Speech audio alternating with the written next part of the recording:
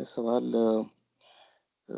آز آز اللہ کی طرف سے آزمائش جو انسانوں پر آزمائش ہے اس کے حوالے سے ہے کہ اللہ تعالیٰ نے دنیا میں انسانوں کو مختلف آزمائشوں سے گزارنے کی حکمت عملی رکھی ہے، مثلاً بھوک ہو گئی، غربت ہو گئی یا مالی مشکلات۔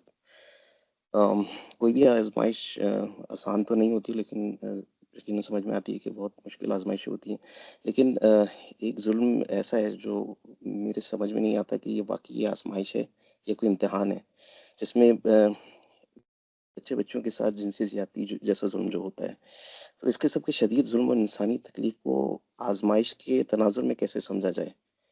کیا ایسے حالات میں اللہ کی حکمت عملی یا انصاف کو کوئی پہلو ہمارے فہم سے بالاتر ہے؟ برائے کرم ذرا رہنمائی فرما دیجیے گا، شکریہ۔ نہیں، اس کو آپ اس زاویے سے دیکھنے کی بجائے اپنی ذمہ داریوں کے حوالے سے دیکھیے۔ یعنی اس دنیا میں انسان کو ارادہ و اختیار دیا گیا ہے، وہ اپنے ارادہ و اختیار کو غلط استعمال کرے گا، اس کو روکنے کے لیے اللہ تعالیٰ نے انسان کو عقل دی ہے، اس کا اہتمام ہمیں کرنا ہے۔ اللہ تعالیٰ اگر اس طرح کے معاملات میں مداخلت کریں تو پھر تو آزمائش بالکل ابتدائی سے ختم ہو جائے گی، یعنی پھر صرف یہ آزمائش نہیں ختم ہوگی، ہر آزمائش ختم ہو جائے گی، اس لیے کہ یہ معلوم ہو جائے گا کہ اس کائنات کا پروردگار اس طرح سے مداخلت کر دیتا ہے اس معاملے میں۔ تو دنیا میں کون جسارت کرے گا کہ پھر اس کے کسی بھی حکم کی خلاف ورزی کرے؟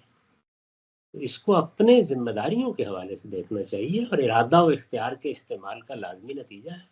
اس کو انسانی معاملہ کہیے۔ کیا اللہ تعالیٰ نے اس آدمی کو کہا ہے کہ جاؤ اس بچے کو جا کر ریپ کر ڈالو؟ اللہ تعالیٰ نے تو نہیں کہا۔ اللہ تعالیٰ نے تو اس کو بڑا جرم قرار دیا ہے۔ یا لوگ بچیوں کو مار ڈالتے تھے، جیسے قرآن میں ذکر آیا ہے، اللہ تعالیٰ نے تو اس میں فرمایا ہے کہ یہ بچی ہے جس کو زندہ گاڑی ہوئی بچی کو میں پوچھوں گا کہ یہ ذنبن قتل، تمہیں کس جرم میں قتل کر دیا گیا؟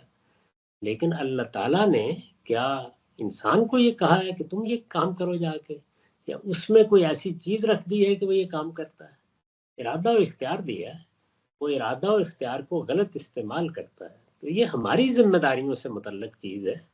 اس کو اس زاویے سے کیوں دیکھا جائے؟